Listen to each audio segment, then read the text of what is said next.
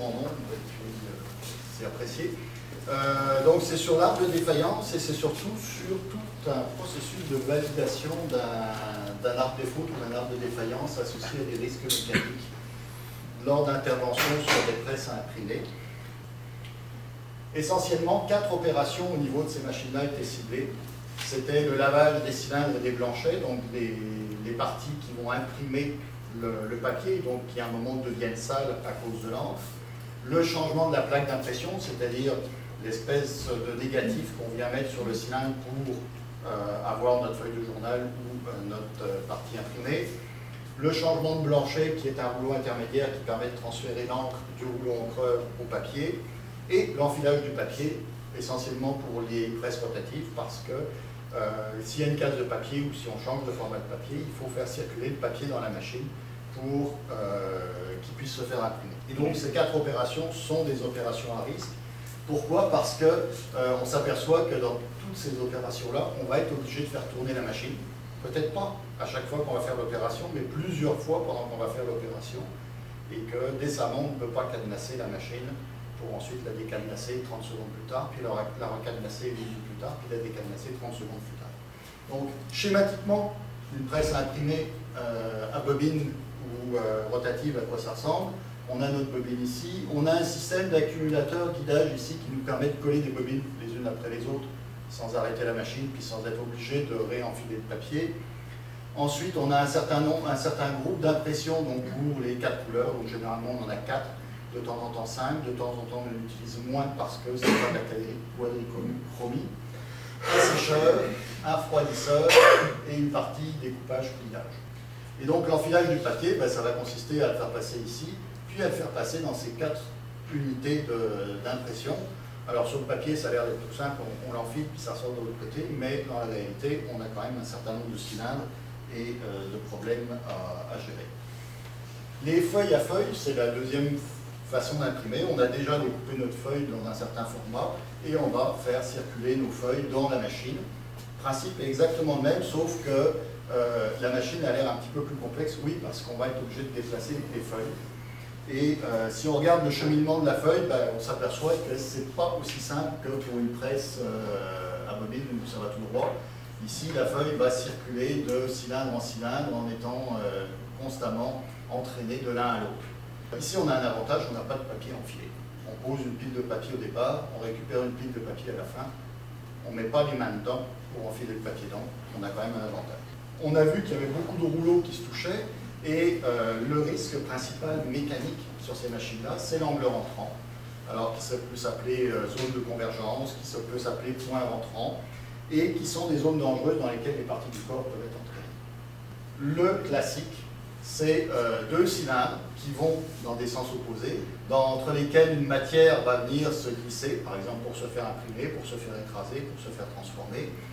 Alors, 2 parties, une partie dangereuse d'angle rentrant et une partie sécuritaire. On aura beau faire tous les efforts qu'on veut en essayant d'arriver par là pour aller vers la droite, on n'arrivera jamais à rentrer dans la machine, donc de ce côté-là, on est tranquille. Alors les cylindres ne sont pas obligés de se toucher, ils peuvent être écartés de quelques millimètres. S'ils ont des textures différentes et qui tournent dans le même sens, ou s'ils ont des vitesses différentes et qui tournent dans le même sens, il y en a un qui aura tendance à plus s'entraîner que l'autre, et on va se retrouver avec le même problème que précédemment. Le solitaire, celui qui tourne tout seul à côté de quelque chose qui est fixe. Quelque chose qui est fixe, c'est quelque chose qui, on va dire, est assez grand, sur lequel on ne peut pas avoir de prise pour se rattraper. Parce que le problème majeur de l'angle rentrant, c'est que tout bouge, et dès qu'on commence à être entraîné, on ne peut plus enlever la partie du corps ou la partie qui est prise, parce qu'il n'y a pas de point fixe. Donc ici, si on est à côté d'une grande plaque, ça tourne ici, il n'y a pas de prise, on va se faire entraîner.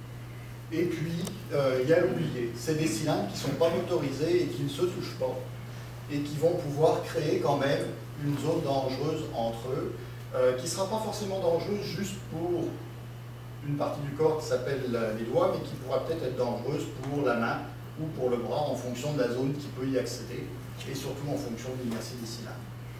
Donc, de temps en temps, on peut avoir le papier qui passe ici, qui passe là, et puis qui s'en va.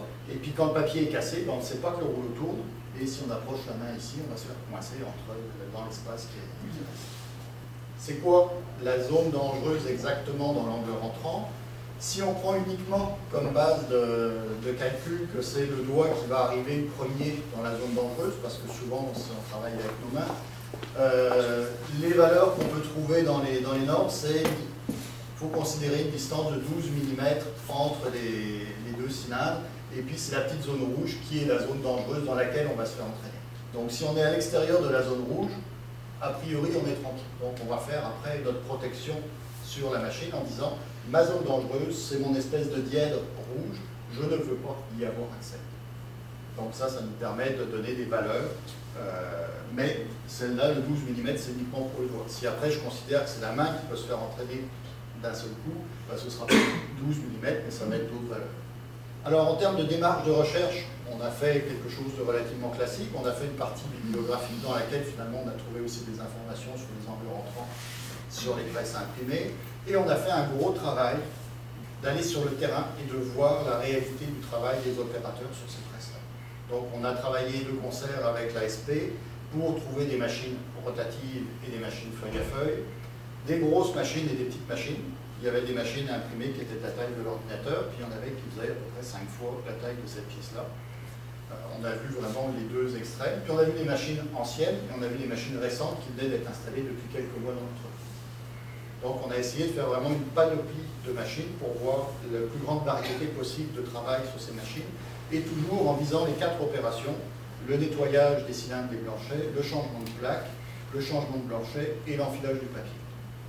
Et ensuite, nous, on a fait notre partie, on va dire, plus scientifique, plus validation de l'arbre de défaillance.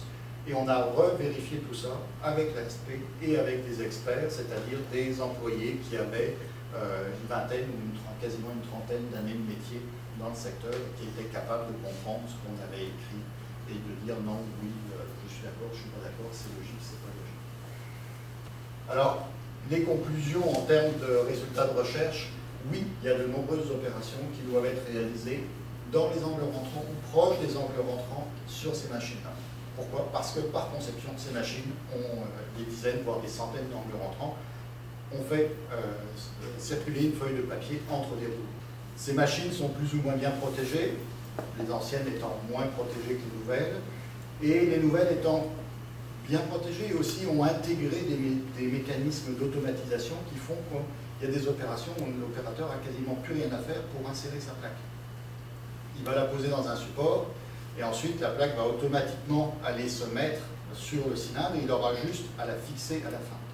Donc il ne sera plus obligé de travailler à côté de l'angle rentrant quand il va la faire rentrer. Donc là, on a gagné la sécurité en ressortant les besoins d'accès à la zone dangereuse. Et pareil pour la fonction safe, qu'on retrouve sur toutes ces machines à imprimer. La fonction varie selon la machine. Donc le save d'une machine n'est pas forcément le même que le save de l'autre machine. La logique est a priori la même, mais de temps en temps, on peut passer de l'un à l'autre. De temps en temps, il n'y a pas les mêmes spécifications techniques. Pourquoi? Parce que les machines ont évolué dans le temps, et cette fonction-là a aussi évolué dans le temps. Donc, des grandes disparités qui sont quand même problématiques, surtout pour des opérateurs qui vont changer d'entreprise. Ils vont penser que c'est comme dans l'ancienne, et puis non, ça ne fonctionne pas forcément pareil. On a travaillé beaucoup aussi sur la logique. Est-ce que je peux travailler sur ma machine sans la cadenasser? Parce que au Québec, il y a quand même l'article 185 du RSST qui dit attention, si vous avez besoin de faire un certain nombre d'opérations dans la machine, vous devez la cadenasser. Or là, on s'est aperçu que si on cadenassait, on ne pouvait plus faire notre opération. Donc on a mis au point un processus décisionnel qui permet à l'entreprise de dire oui, effectivement, je dois cadenasser, ou non, je peux travailler sans cadenasser. Arbre de défaillance, c'est quelque chose qui n'est pas tout nouveau, qui existe depuis plusieurs années. On a utilisé ça, pourquoi? Parce que c'est une rigueur de raisonnement, de vérification et de validation. Par contre, on le fait avant d'avoir un accident, donc on fait quelque chose d'a priori, on essaye de mettre ce qui est le plus raisonnable possible.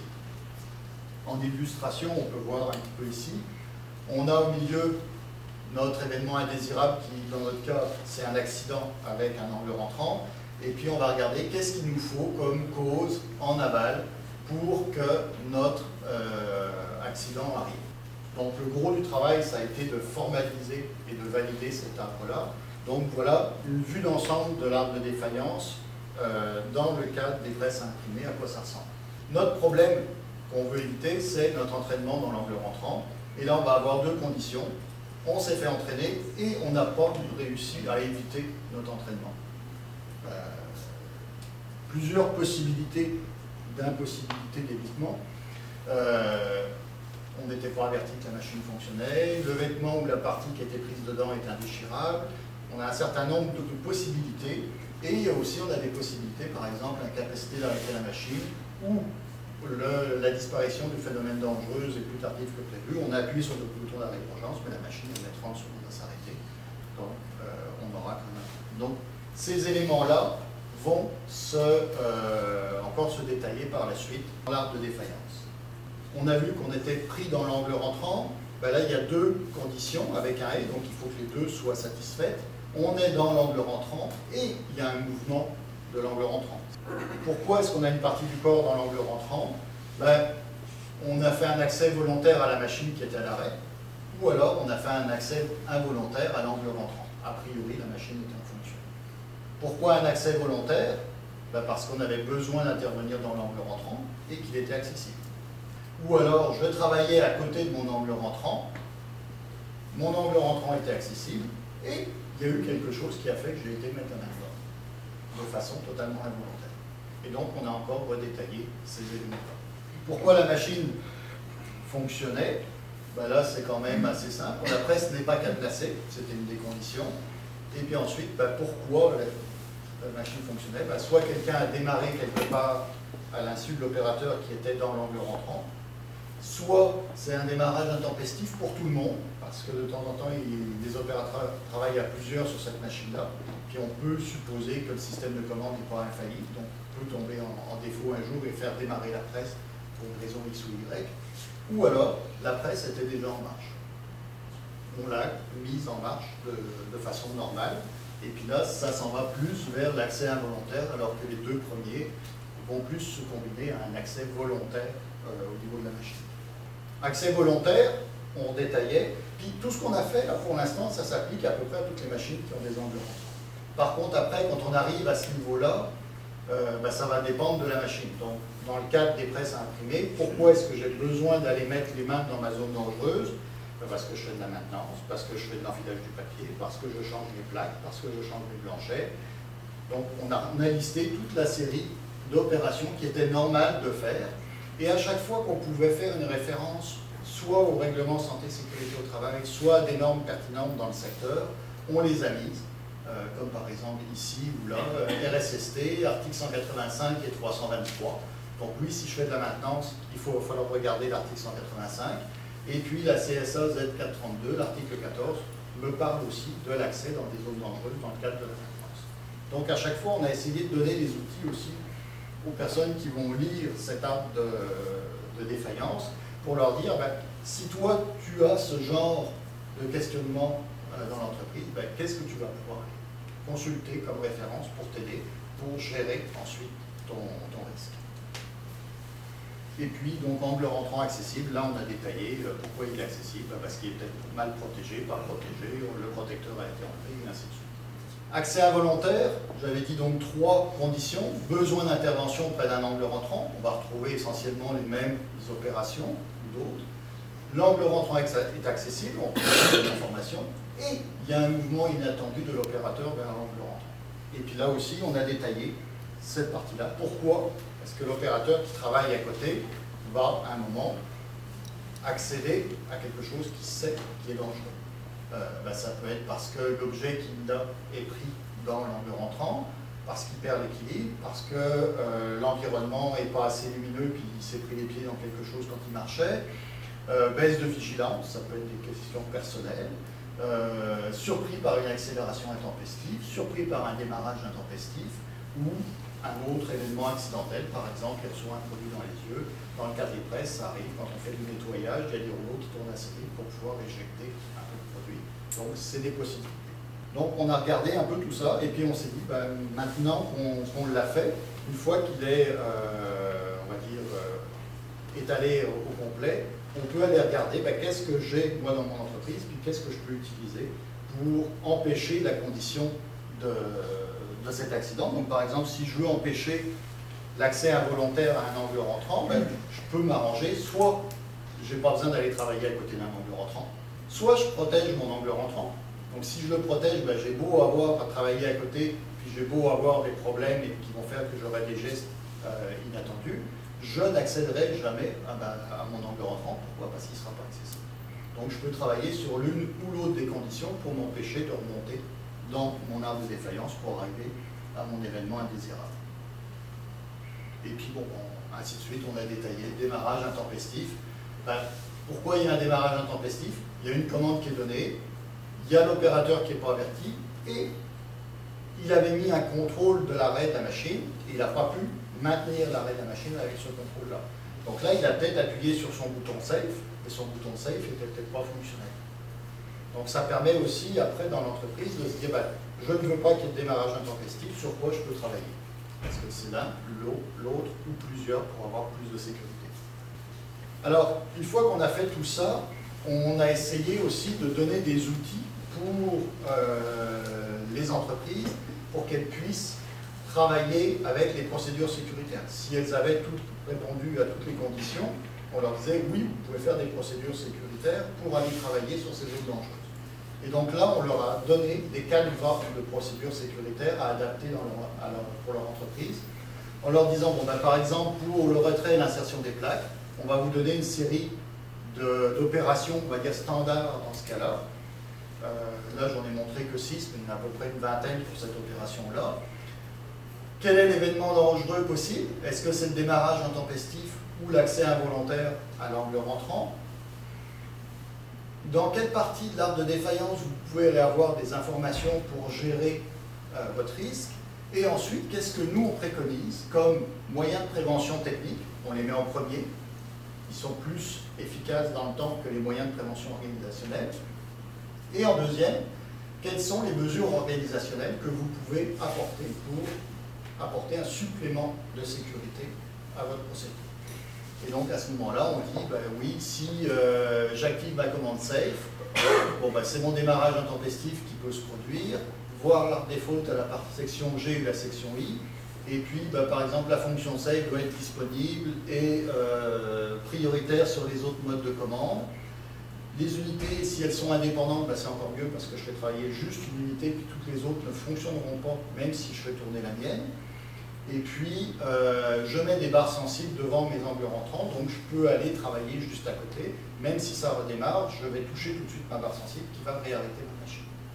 Les mesures organisationnelles, ben, enclencher le Safe, s'assurer qu'il est fonctionnel, et puis vérifier la possibilité de redémarrage de la presse au pupitre principal ou aux autres unités de commande.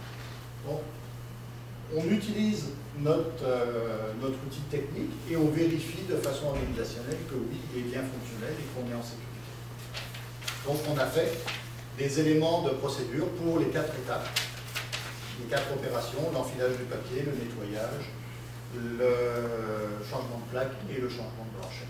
Donc à chaque fois, et on a validé ces opérations. Alors au niveau valorisation, qu'est-ce qui est en cours et qu'est-ce qui a déjà été fait? En cours, un guide conjoint avec la SP Imprimerie. Donc là, on en est à la 2e version de la maquette, donc on espère bien pouvoir le publier avant la fin de l'année 2010. En devenir un utilitaire dynamique pour utiliser l'arbre de défaillance et pouvoir naviguer dedans. Donc voilà.